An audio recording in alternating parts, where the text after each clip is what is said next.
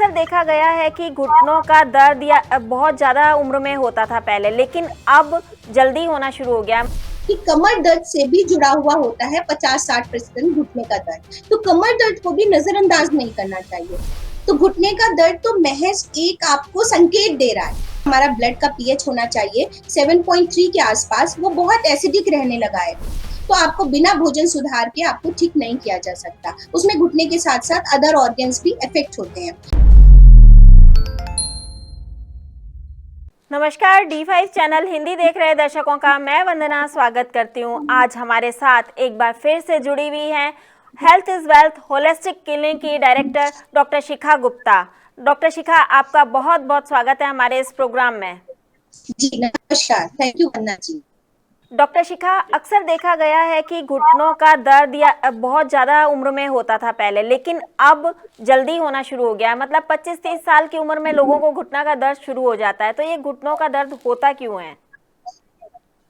पहली बात तो 25 साल में जो दर्द हो रहा है वो कहीं ना कहीं डाइट से रिलेटेड है। डाइट एकदम वर्स्ट है।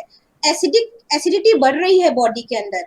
अल्कलाइन जो पीएच का हमारा ब्लड का पीएच होना चाहिए 7.3 के आसपास, वो बहुत एसिडिक रहने लगा है। न सिर्फ घुटने का दर्द, वो आगे चल के रूमेटॉइड आर्थराइटिस, एसिडिटी और अल्सरेटिव कोलाइटिस के शिकार हो जाएंगे। तो घुटने का दर्द तो महज एक आपको संकेत दे रहा है कि घुटने में दर्द है। एक्चुअल वो ब्लड का पीएच नेगेटिव है, माइनस में है, एसिडिक है और उनको डाइजेस्टिव इश्यूज है।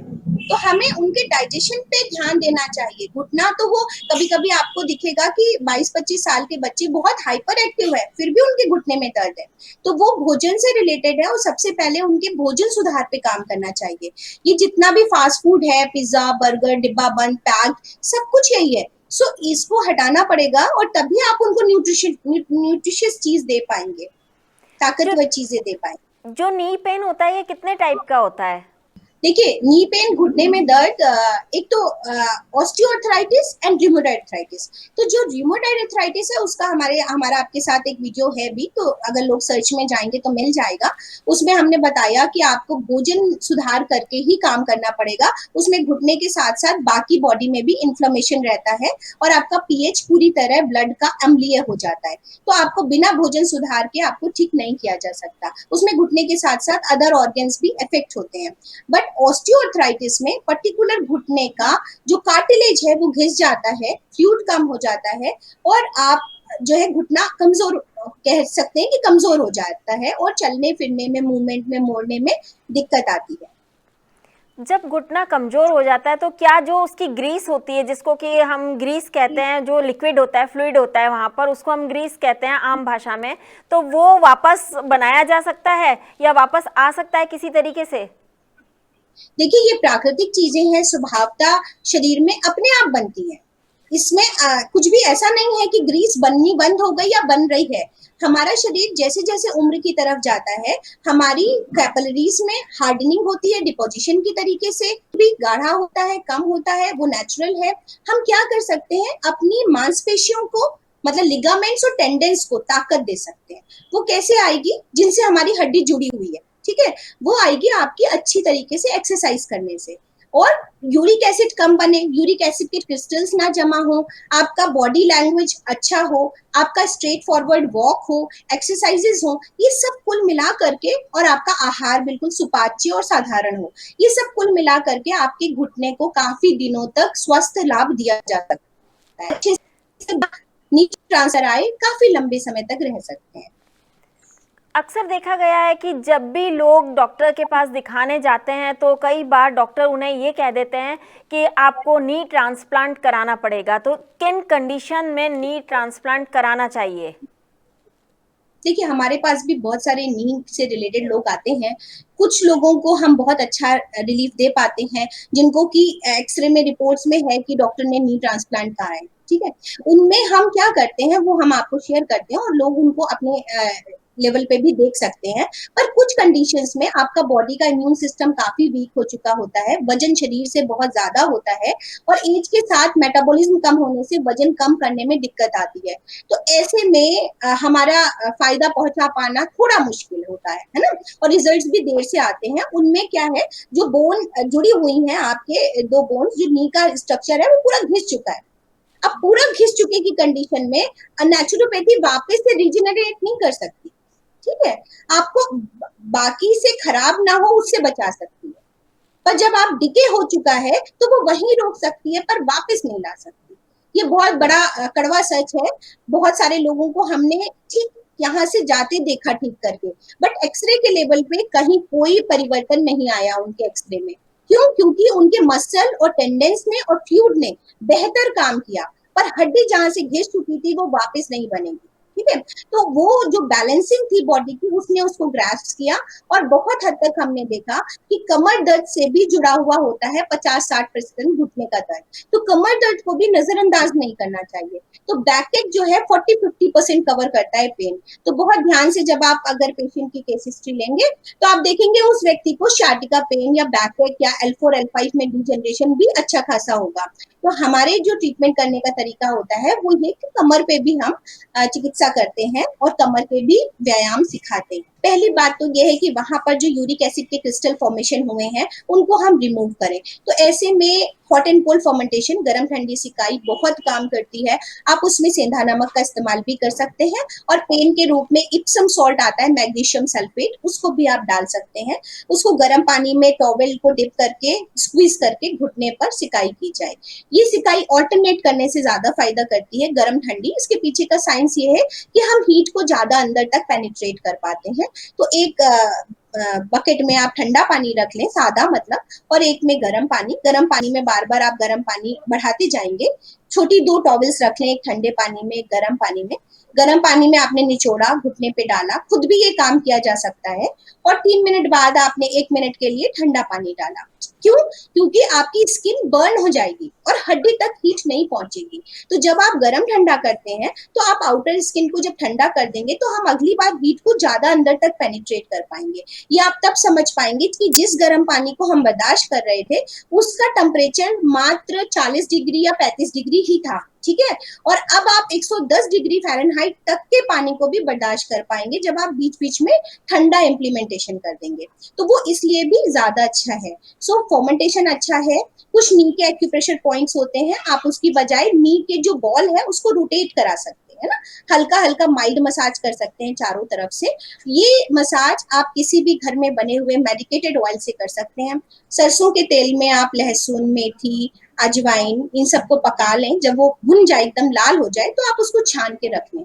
अगर आप धूप में 40 दिन तक लाल रंग की बोतल में उसको कर लेते हैं तो वो प्राकृतिक तौर पे और ज्यादा औषधीय हो जाता है। तो उस तेल को आप जब इम्प्लीमेंट करते हैं, स्लाइटली मसाज करते हैं 2 बार, तो फायदेमंद है। इसी क्रम में हम लोग एक दिन तो ये कराते हैं और एक दिन पोटली शेक कराते हैं।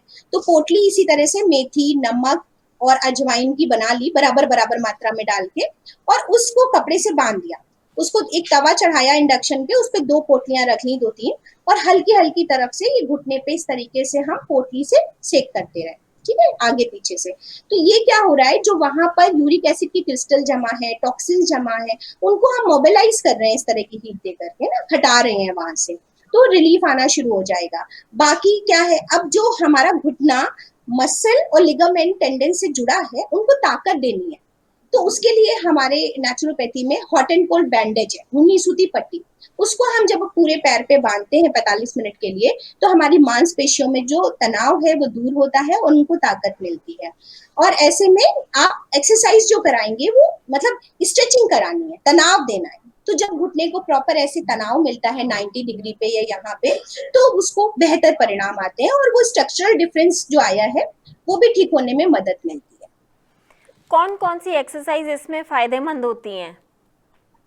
जी, सबसे ज्यादा तो जितना मैं अपने पर्सनल व्यक्तिगत तौर पे कहना चाहूंगी कि वॉक भी मॉडरेट हो। ऐसा नहीं है कि 1.5-2 घंटे हम टहल डालेंगे तो घुटना ठीक ही रहेगा। बहुत अच्छा टहलने वालों के भी घुटने खराब हो रहे हैं, ठीक है। तो हर चीज का अपना रोल है। डाइट भी ध्यान देनी पड़ेगी।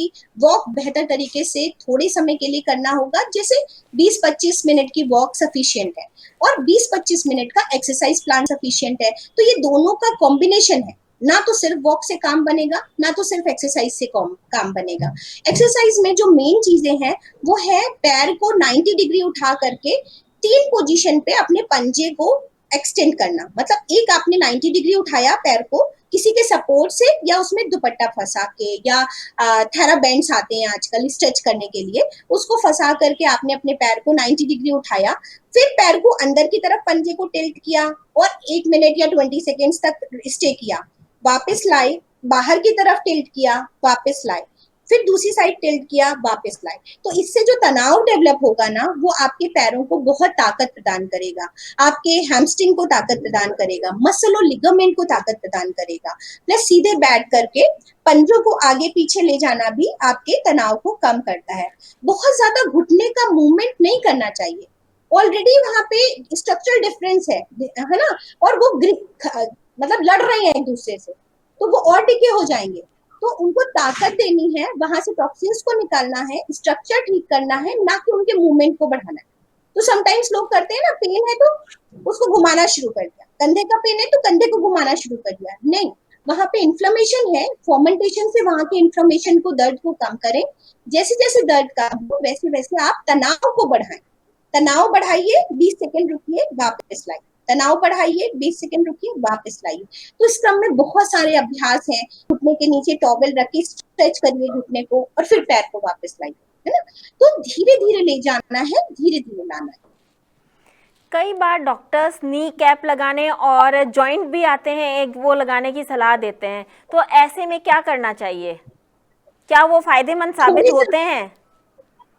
बहुत टाइम के लिए तो नहीं लगाना चाहिए, पर थोड़े समय के लिए जब आप मूवमेंट करते हैं, कहीं जा आ रहे हैं, पैर ऊपर नीचे हो रहा है, मसल्स में ताकत नहीं है, तो शुरुआत में थोड़े समय के लिए जब आपका मूवमेंट हो तो लगाना चाहिए, बहुत टाइम के लिए हमेशा नहीं लगाना चाहिए।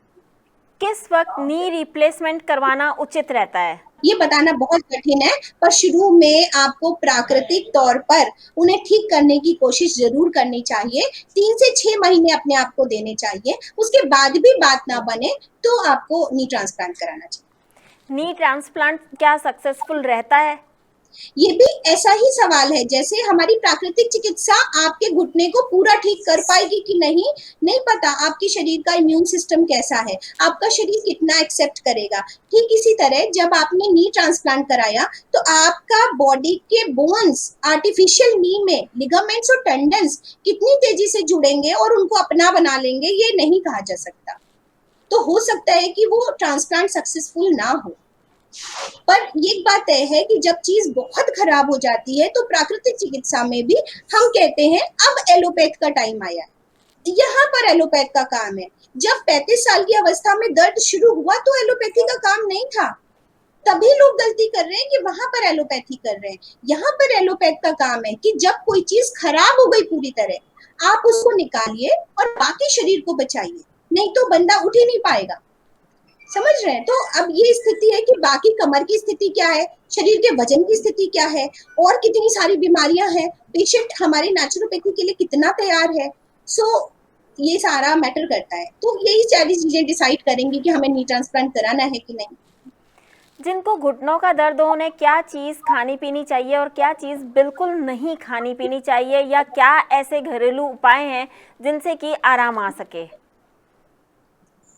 जब घुटने का दर्द बढ़ा हो तो चिकित्सा मैंने बताई बहुत आसान है। आप पोटली बना लें, आप टॉवल से सिकाई कर लें, आप एक्सरसाइज प्लान एक निर्धारित कर लें, या हम जैसे नेचुरोपैथ को आप कांटेक्ट करके एक अपना एक्सरसाइज प्लान बना लें, उनको ना छोड़ें कभी भी।